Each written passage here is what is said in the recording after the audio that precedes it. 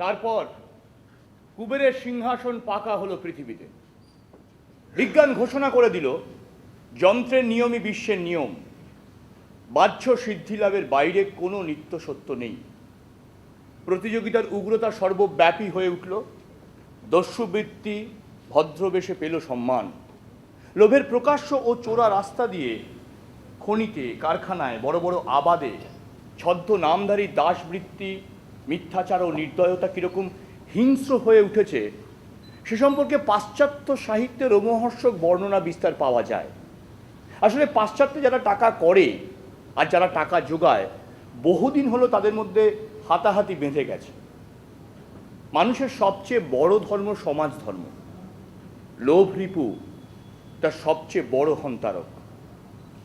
সেই রিপু সমাজকে আলোড়িত করে তার সম্বন্ধ বন্ধনকে শিথিল ও বিচ্ছিন্ন করে দিচ্ছে। আগামী 2 ঘন্টা 10 মিনিট আপনি নিজেকে, আপনার সহদর্শককে এবং আমাদের আপনার ওই মোবাইল ফোনটির শব্দ থেকে নিষ্কৃতি দেবেন, এই আশা করি।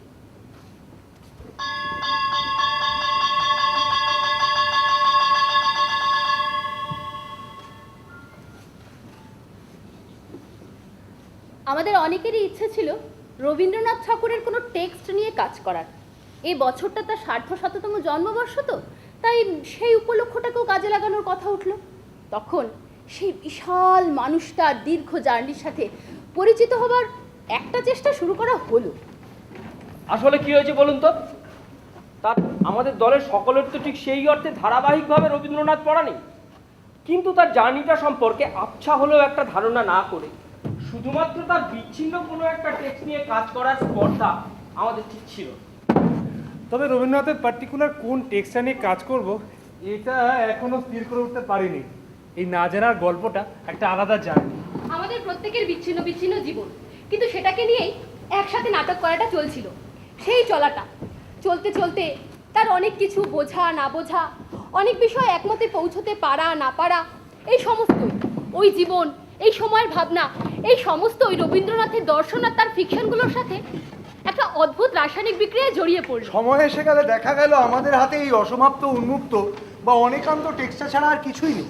একটা কথা জানিয়ে রাখা ভালো, যে কোনো কল্পনার মতোই এই টেক্সটটাও সত্য মিশ্রিত বা সরি আমি ভুল বলে ফেললাম, না মানে যে কোনো সত্যের মতোই এই টেক্সটটাও কল্পনা মিশ্রিত বা আশ্রিত বলা চলে।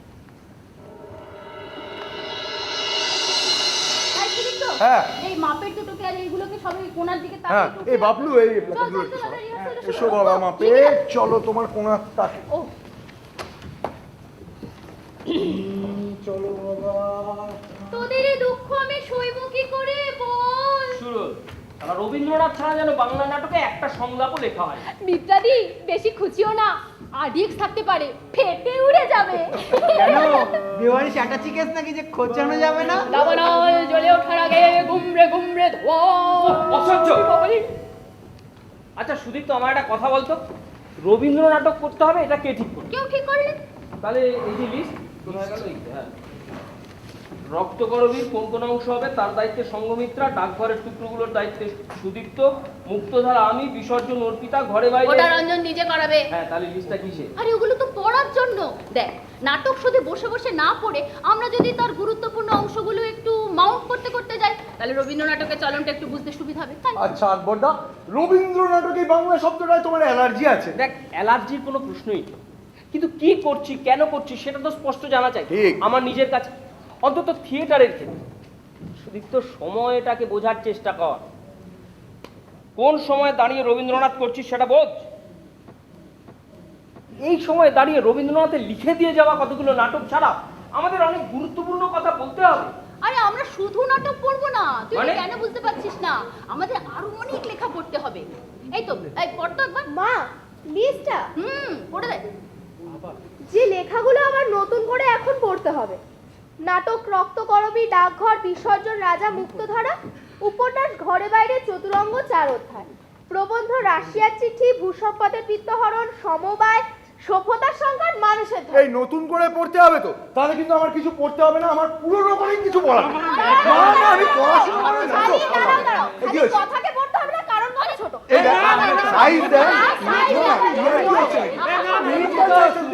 কি হয়েছে? বলছি আমাদের বাড়ি কয়েকজন এসছে, ওরা কিছুদিন থাকবে। আই কথা, ও। join আরে তুই তো জানিস আমাদের ঘরের সমস্যা, আমি দলের ঘরে কয়েকটা দিন থাকবো। এই rehearsal-টা এই বুঝলেন না? চলো তো জল নিয়ে আসি। হ্যাঁ, বলো, বলো। আসছি। হ্যাঁ তাড়াতাড়ি আয়। মিতাদি, আবার বসো। মিতাদি, কেন আমার আসতে আসতে দেরি হয়ে গেল। কেন তুমি একেবারে ঝান্ডা উড়াতে গেছিলে? না গো, একটু কালেকশনে গেছি। নে, চল রিহার্সালটা শুরু করি। আকবর শুরু কর।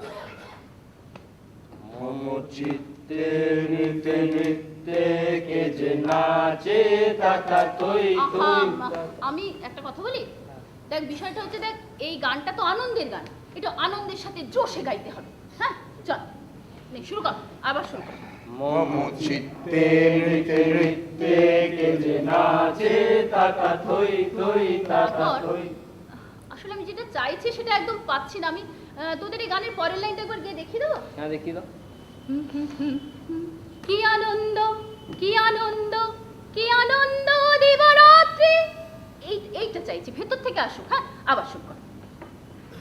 কি আনন্দ, কি আনন্দ, কি আনন্দ দিবারাত্রি। আকবর, তুই বুঝতে পারছিস না কেন বলতো? তোকে তো এই জায়গাটা লিড করতে হবে। বুঝলি? আমার ছেড়ে দাও মিত্রা, আমার দ্বারা হচ্ছে না। কি হয়েছে আকবরদা?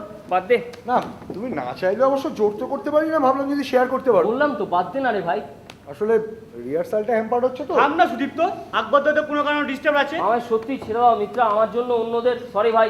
নিজ স্বার্থ, নিষ্ঠুর ক্ষমতা দর্প, অন্ধ অজ্ঞানতা। আরে তুই বিসর্জনের রিহার্সাল শুরু করলি নাকি? চির রক্তপানে স্ফীত হিংস্র বৃদ্ধ প্রথা, সহস্র শত্রুর সাথে একা যুদ্ধ করি, সহস্র শত্রুর সাথে একা যুদ্ধ করি, শ্রান্ত দেহে আসি গৃহে, নারী চিত্ত হতে অমৃত করিতে পান। সেটাও কি নাই দয়া সুধা? গৃহ মাঝে পূর্ণ প্রেম বহে, তারও সাথে মিশিয়াছে রক্তধারা। এত রক্তস্রোত কোন দৈত্য দিয়াছে খুলিয়া? ভক্তিতে প্রেমেতে রক্ত মাখামাখি হয়, পুরো হিংসা দয়াময় রমণীর চিত্তে রেখে যায় শনিতের ছাপ। এই শনিতে তবু করিব না রোধ। আকবরদা, গুণবতীর এক্সপ্রেশনটা কিন্তু হেভি দিয়েছে। আবার তোর সমস্যাটা কোথায় হচ্ছে একটু বল না। আমি তোমাদের কি করে বোঝাবো, বোঝাতে পারছি না মিত্রা। দেখো এই মুহূর্তে দাঁড়িয়ে আমার মনে হয় আগে এটা স্পষ্ট করে নেওয়া ভালো, ঠিক কোন রবীন্দ্রনাথকে চাইছি আমরা। মানে তোমার ওই মোহচিত্তে রবীন্দ্রনাথ, না যে মানুষটা যে কোনো রাষ্ট্রীয় সন্ত্রাসের বিরুদ্ধে মানুষের অপমানের প্রতিবাদে রুখে দাঁড়িয়েছিলেন, শাসকের দেওয়া তকমা ছুঁড়ে ফেলে দিয়েছিলেন যন্ত্রণায়। মানে রবীন্দ্রনাথ কি আলাদা আলাদা? হ্যাঁ তাই, রবীন্দ্রনাথ অনেক। তার মানে একজন মরে গিয়ে জন্ম নিচ্ছেন অন্য আরেকজন, জন্ম মৃত্যু দিন তারিখ আবার আরে ওসব যুক্তির ফেলাসিটি গিয়ে কোনো লাভ নেই। মধ্যে আজকে আমাদের ওই রবীন্দ্রনাথকে দরকার। দেখ আমি যতটুকু পড়েছি বুঝেছি, আমি আবার পড়ছি, আবার নতুন করে পড়ছি। আমার একটা কথা ভীষণ মনে হচ্ছে জানিস, রবীন্দ্রনাথ মানে এক নিরন্তর পথ চলা, সোজা নয়, অসংখ্য বাঁক মোড় পেরিয়ে। আর এই অবিরাম চলার মধ্যে দিয়ে উঠে আসতে পারেন আরো অসংখ্য রবীন্দ্রনাথ, নিজেকে হারিয়ে ফেলেন, ভাঙেন, আবার নতুন পথ ধরে চলতে শুরু করেন। মানছি, কিন্তু তার এই দীর্ঘ চলার সবটা তো আমার প্রয়োজন নাই লাগতে পারে। প্রয়োজন? হ্যাঁ প্রয়োজন। মাঝে মাঝে সময়ের প্রয়োজনে খুব দ্রুত সাড়া দিতে হয়, এখন সেরকমই একটা সময়। আচ্ছা মিত্রা, রাওলাট আইনের বিরুদ্ধে প্রতিবাদ করে রবীন্দ্রনাথ যে চিঠিটা লিখছে, ওই যে নাইটহুড প্রত্যাহার করার অনুরোধ জানিয়ে, পড়েছো? এই পড়েছিস তোরা? হ্যাঁ, এই পড়েছি। না না না, ওই তীব্রতা। আজকে রাওলাট আইনের আধুনিক সংস্করণ চালু করা হচ্ছে, জালিয়ানওয়ালাবাগগুলো ঘটানো হচ্ছে লোকচক্ষুর অন্তরালে, জঙ্গলের অন্ধকারে। ওই মানুষটা বেঁচে থাকলে যে একই ভাষায় প্রতিবাদ করতেন, আমরা সেটা বলবো না? হ্যাঁ, এই দুর্গতির জন্য আমাদের সমাজকে একমাত্র দায়ী করা হবে। কিন্তু দুর্গতির রূপ যে প্রত্যহই ক্রমশ উৎকট হয়ে উঠছে, তা যদি ভারত শাসনযন্ত্রের ঊর্ধ্বস্তরে কোনো এক গোপন কেন্দ্রের প্রশ্রয় দ্বারা পোষিত না হতো, তাহলে ভারত ইতিহাসের এত বড় অপমানকর অসভ্য পরিণাম ঘটতেই পারত না। এক্স্যাক্টলি আজকে দাঁড়িয়ে আমার মনে হচ্ছে আমার জন্য, আমার চিৎকার করে বলার জন্য লিখে গেছেন রবীন্দ্রনাথ। না রে, আমার কখনো মনে হয়নি রবীন্দ্রনাথ শুধুমাত্র আমার জন্য বা তোর জন্য কিছু লিখে গেছেন। রবীন্দ্রনাথ শুধু পথ দিয়ে চলেছেন, আর সেটা বলতে বলতে গেছে। তোর আমার সেটা পছন্দ নাই হতে পারে, কিন্তু পথটাকে টুকরো করে কাটলে ওই বাইরে ভিতরে যাতায়াতটা বন্ধ করা যেতে পারে, সেটাকে অন্য কারো উঠোনে উঠিয়ে নিয়ে যাওয়া চলে না। দেখো মিত্র, আমার তো একটা, আমাদের সকলের তো একটা নিজস্ব জার্নি আছে। ইতিহাস হয়তো চলতে চলতে আমাদের এমন একটা জায়গায় এনে দাঁড় করিয়েছে যেটা ওই টুকরোটার সাথে মিলে যায়। আরে মিললে কি চেঁচিয়ে বলতে হবে? রবীন্দ্রনাথ কিন্তু বলেননি। বরং উল্টোটাই। রবীন্দ্রনাথ বলেছেন, যখন প্রাণের সঙ্গে কথা বলি তখন যাহা বলি তাহার মধ্যে একটা বল থাকে। যখন প্রাণে বাজে নাই অথচ মুখে বলিতে হয়, তখন বিস্তর বলিতে হয়, চেঁচাইয়া বলিতে হয়। কিন্তু প্রাণের সঙ্গে কথা বলার যে বল, সেটা কি সবার জন্য, সব পরিস্থিতিতে? একটা চিঠিতে রবীন্দ্রনাথ তো উল্টো কথাও বলেছেন, সেটা অবশ্য অন্য প্রসঙ্গে, গান্ধীজিকে লেখা, সেসব দিকে যাচ্ছি না।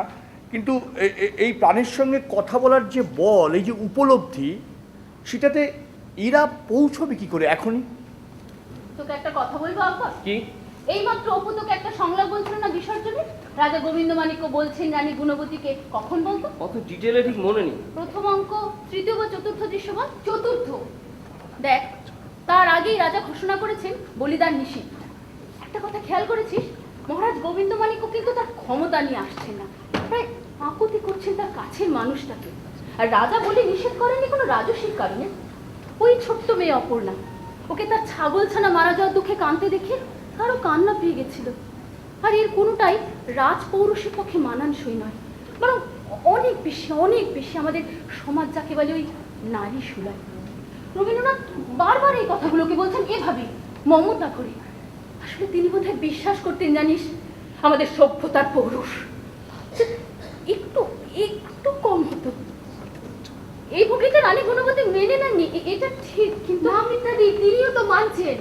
একেবারে শেষ দৃশ্যে এসে, একটা the end of a long journey, এবং অনেক ঘটনা ঘটে যাবার পর আজ দেবী নাই, তুমি মোর একমাত্র রয়েছো দেবতা। দূর হোক চিন্তা, যাও দিদা, দূর হোক চিন্তা। নরক যে কার্য ভালো, যত দূর যতই কঠোর হোক, কার্যের তো শেষ আছে।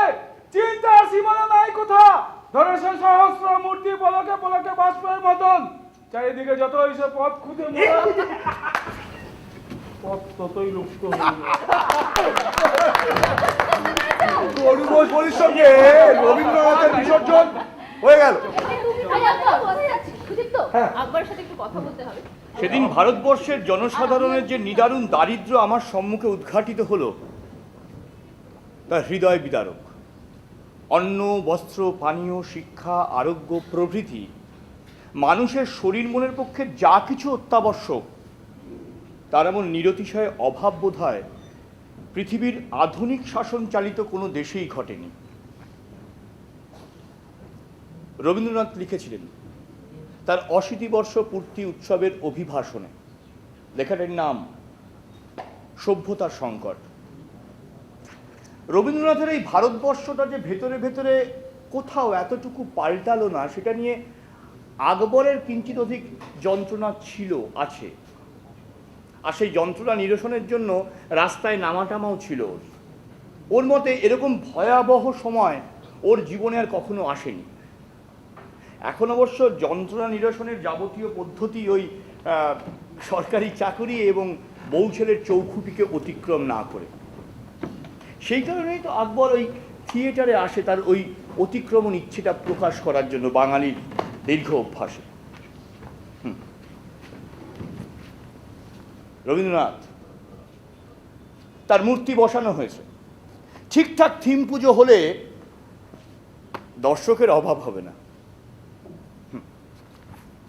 ও হ্যাঁ, একটা কথা বলতে ভুলে গেছি, রাহুল এসেছে। রাহুল এই দলের প্রতিষ্ঠাতা সদস্য, এখন দেশের বাইরে থাকে তার পেশাগত কারণে। এই দলের অনেকের সঙ্গেই ওর সুদীপ্ত, রঞ্জনেদের সঙ্গে নিয়মিত যোগাযোগ আছে আজকালকার ওই টিমেল মারফত। এই দলে সাহায্য করে। তো সুদীপ্ত ওকে বলেছে যে আগামী প্রযোজনার জন্য স্পন্সর জোগাড় করে দিতে। রাহুল রাজি হয়েছে, তবে স্ক্রিপ্টটা চেয়ে পাঠিয়েছে।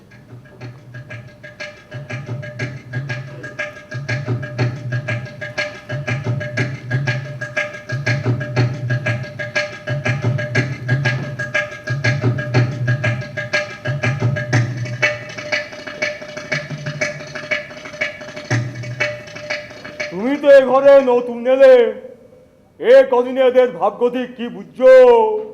আমার তো বাবু ভালো থাকে না। এরা কেবল নিজের কথাই বলে যায়, অন্য কারুর কথাই শোনে না।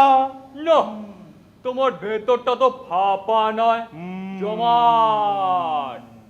ওরা খোলের মধ্যে সেধবে কেমন করে? আচ্ছা, কেউ অন্য কোনো খোলে সেঁধোবে কেন? সেঁধোবার জন্য প্রত্যেকেরই একটা মস্ত বড় খোল রয়েছে, আর সেখানেই সেঁধোবার খেলা প্রত্যেকটা মানুষের।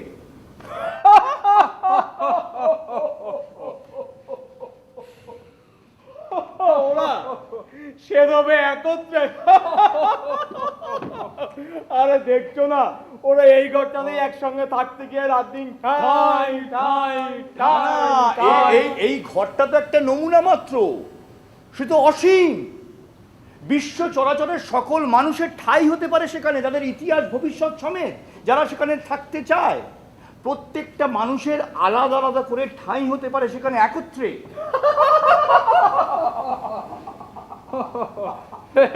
এরা একজন এ ঘরটাতেই আমে দুধে থাকতে পারে না, আরো অনেক মানুষের সাথে খেপেছো।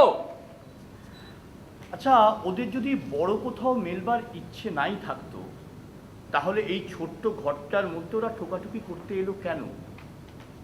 এই তো, এই ঘরে একটা জানলা রয়েছে, সেই জানলা দিয়ে ওরা ওরা বুঝতে পারছে যে সব কিছু বদ্ধ নয়, দিগন্তের পর দিগন্ত বিস্তৃত। জীবনের আশু লক্ষ্যপথ উত্তীর্ণ হয়েও যা বাকি আছে তার তার আভাস পাওয়া যায়, সীমা দেখা যায় না। বাবা, এই তুমি তো দেখছি বেশ সাজিয়ে গুছিয়ে কথা বলতে পারো, ওই কবি আর দার্শনিকদের মতো। শোনো, ওসব কোনো কারণে ওরা কেউ এখানে আসে না। না, ওরা আসে যার যার নিজের ধান্দায়, আর নয়তো অন্য কোথাও যাওয়ার নেই বলে।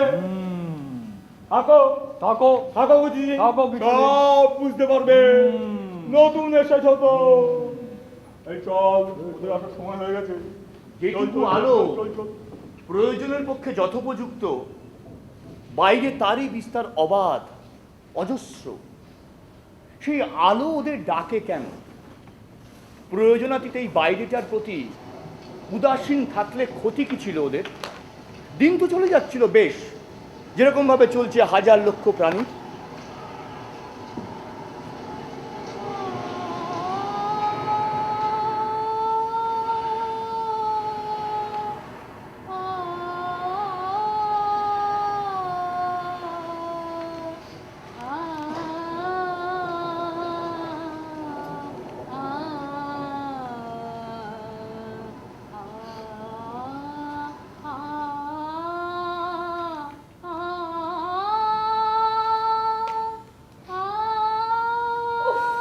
কি তুমুল বৃষ্টি, বিরক্তিকর। আচ্ছা, তুই তো সপ্তাহে 5 দিন গ্রামেই থাকিস তো। আবার ভুল, 4.5 দিন ঠিক ঠিক হিসেবে। আচ্ছা, বেশ বেশ বেশ। তোর গ্রামে যারা নতুন ঢেঁড়সের চারা লাগিয়েছে অথবা বীজতলা তৈরি করেছে ধানে, তাদের কাছে কি বিরক্তিকর এই বৃষ্টিটা? ধুর, আমি ওসবের খবর রাখি না। তোর শিকড়টা তাহলে ঠিক কোথায়? কেন, মানুষ কি গাছ নাকি যে তার শিকড় গজাবে? ও, তাহলে তো আটকে যাবে মানুষ।